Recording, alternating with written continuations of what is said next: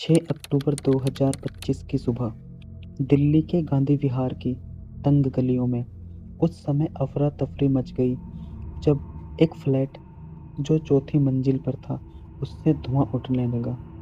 दमकल की गाड़ियां पहुंची, लोग इकट्ठे होने लगे। जब दरवाजा तोड़ा गया, अंदर का नज़ारा रोंगटे खड़े कर देने वाला था। कमरा पूरी तरह जल चुका था और बिस्तर पर पड़ा था एक झुलसा हुआ शव। शुरुआत में सबको लगा कि ये कोई गैस सिलेंडर ब्लास्ट है, लेकिन जब पुलिस ने जांच शुरू की तो सच्चाई कुछ और ही निकली। ये कोई हादसा नहीं था, बल्कि एक सोची समझी हत्या थी। और मृतक था 32 साल का यूपीएससी एस्पिरेंट रामकेश मीणा और आरोपी 21 साल की फॉरेंसिक साइंस की छात्रा अमृता सिंह, एक ऐसी लड़की जो अपराधों को समझना सीख रही थी, खुद सबसे बड़ा अपराध कर बैठी। रामकेश मीणा राजस्थान का एक आम सा लड़का, लेकिन ख्वाब था कुछ बड़ा करने का। दिल्ली के गांधी विहार में रामकेश अकेले रहता था और यूपीएससी की तैयारी करता था। उसका सपना था कि आईएएस बनकर अपने गांव और परिवार का नाम रोशन करेगा। वहीं दूसरी तरफ अमृता सिंह, जो मुरादाबाद की रहने वाली थी, जिसकी उम्र महज 21 साल, फॉरेंसिक साइंस की स्टूडेंट और क्राइम सीरीज जैसे क्राइम पेट्रोल देखने की शौकीन। और एक वक्त ऐसा आया जब उसने अपने ही परिवार के खिलाफ जाकर एक शादीशुदा आदमी सुमित कश्यप से रिश्ता बना लिया। सन 2024 में अमृता के माता पिता ने अखबार में एक विज्ञापन दिया जिसमें अमृता को घर से बेदखल करने की बात लिखी गई। वो खबर सब जगह फैल गई और यहीं से अमृता की जिंदगी की दिशा बदल गई। मई 2025 में एक जॉब इंटरव्यू के दौरान नोएडा में रामकेश और अमृता पहली बार मिले। शुरुआत में वो बस एक फॉर्मल बातचीत थी, लेकिन धीरे धीरे बातें बढ़ी। कॉल्स, मैसेज और फिर मुलाकातें। कहते हैं ना, कभी कभी दो लोग एक दूसरे के खालीपन को भरने लगते हैं। अगस्त 2025 अमृता गांधी विहार में रामकेश के साथ रहने लगी। दोनों को लगा कि उन्हें एक दूसरे में सुकून मिलता है, पर असल कहानी ये तो अब शुरू होने वाली थी।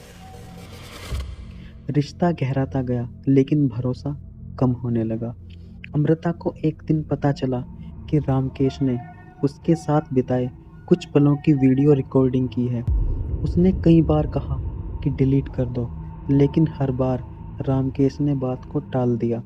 फिर एक दिन उसने लैपटॉप की हार्ड ड्राइव देखी और वो सन्न रह गई। उस हार्ड ड्राइव में सिर्फ अमृता ही नहीं, बल्कि 15 से ज़्यादा और लड़कियों के निजी वीडियोस और फोटोज थे। अमृता का भरोसा चकनाचूर हो गया और अब ये रिश्ता प्यार से ज़्यादा डर और गुस्से में बदल गया। गुस्से से भरी अमृता ने अपने पुराने प्रेमी सुमित कश्यप से संपर्क किया। सुमित, जो मुरादाबाद में रहता था और एलपीजी गैस का काम करता था, उसने अमृता की हेल्प के लिए हाँ कर दी और अपने एक दोस्त संदीप कुमार को साथ लेकर तीनों ने एक खतरनाक प्लान बनाया। उन्होंने प्लान बनाया कि हत्या को ऐसे दिखाना है जैसे कि सिलेंडर ब्लास्ट से मौत हुई हो। अमृता ने अपनी फॉरेंसिक नॉलेज का गलत इस्तेमाल किया। उसने प्लान किया कि कैसे सबूत मिटाने हैं और कैसे आग से एक नकली कहानी बनानी है। सब कुछ प्लान किया गया। फिर 5 अक्टूबर की रात गांधी विहार के उस फ्लैट में कुछ भयानक होने वाला था। रात 8:30 बजे सीसीटीवी कैमरे में दो लोग दिखे, मास्क पहने हुए। अमृता, जो पहले से अंदर थी, और रामकेश सो रहा था। थोड़ी ही देर बाद कमरे में हलचल हुई। पहले झगड़ा, फिर चीख और फिर सब कुछ शांत। रामकेश का गला घोंटकर उसे मौत के घाट उतार दिया गया। संदीप वहां से तुरंत निकल गया, लेकिन सुमित और अमृता अगले 6 घंटे तक उसी रूम में रहे। उन्होंने रामकेश की बॉडी पर तेल, घी और अल्कोहल डाला ताकि आग जल्दी लगे। बिस्तर के चारों ओर किताबें रखी और एक नकली चिता बनाई। गैस सिलेंडर का रेगुलेटर खोल दिया ताकि पूरे कमरे में गैस फैल जाए और उसके बाद दोनों लैपटॉप और हार्ड ड्राइव अपने साथ ले गए। तकरीबन रात 3 बजे सीसीटीवी में देखा गया कि अमृता और सुमित बिल्डिंग से बाहर निकल रहे हैं। उनके निकलने के थोड़ी ही देर बाद धमाका हुआ जिसने सब कुछ राख में बदल दिया।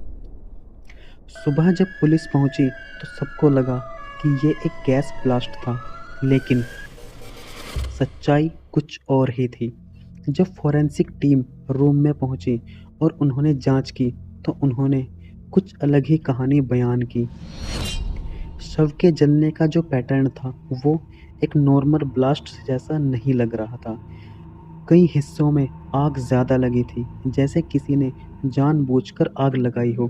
फिर सीसीटीवी फुटेज निकाली गई और देखा गया कि 8:30 बजे 2 लोग अंदर जाते हैं और सुबह 3 बजे एक लड़की और एक लड़का बाहर निकलते हैं और उनके निकलने के कुछ ही देर बाद वो विस्फोट होता है।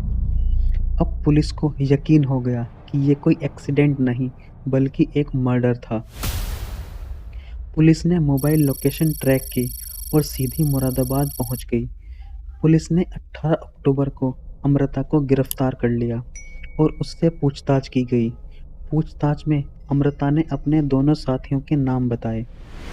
फिर 21 अक्टूबर को सुमित और 23 अक्टूबर को संदीप को भी पकड़ लिया गया। उनके पास से एक ट्रॉली बैग, कुछ कपड़े और वो हार्ड डिस्क जिसमें 15 से ज़्यादा लड़कियों के वो निजी वीडियोस थे, उसे बरामद कर लिया गया।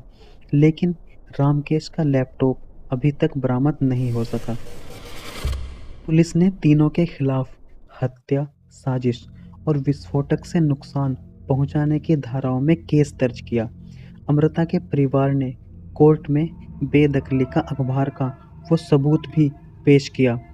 अभी जांच चल रही है और फोरेंसिक टीम पता लगाने की कोशिश कर रही है कि हार्ड डिस्क में उन बाकी महिलाओं के जो वीडियोस थे उन्हें क्या किसी और को भी दिया गया। अब अंत में एक सवाल है, क्या ये कहानी सिर्फ कोई मर्डर केस की थी? नहीं, ये कहानी थी प्यार, धोखे और जुनून की। अमृता ने अपनी पढ़ाई जो वो अपराध रोकने के लिए कर रही थी उसी का इस्तेमाल खतरनाक अपराध को करने में किया, और रामकेश जिसने लोगों की प्राइवेसी का गलत इस्तेमाल किया, और दोनों की इन गलतियों ने 3 जिंदगियां बर्बाद कर दी। ये केस हमें सिखाता है कि किसी की निजी ज़िंदगी को ब्लैकमेल का हथियार नहीं बनाना चाहिए, और हमेशा ये बात याद रखनी चाहिए कि क्राइम शोज़ देखना अलग बात है, लेकिन असल ज़िंदगी में उसे दोहराना हर हाल में आपको विनाश की ओर ले जाता है। अमृता सोचती थी कि उसने एक परफेक्ट मर्डर प्लान किया है, लेकिन सीसीटीवी और फोरेंसिक जांच ने सच को साबित कर दिया। अगर आपको ऐसे ही रियल इंसिडेंट और सच्ची क्राइम घटनाओं को जानना और सुनना पसंद है तो हमारे चैनल को सब्सक्राइब करें और अपने दोस्तों के साथ शेयर करें और कमेंट में बताएं कि आपको इस वीडियो का कौन सा भाग सबसे ज़्यादा पसंद आया।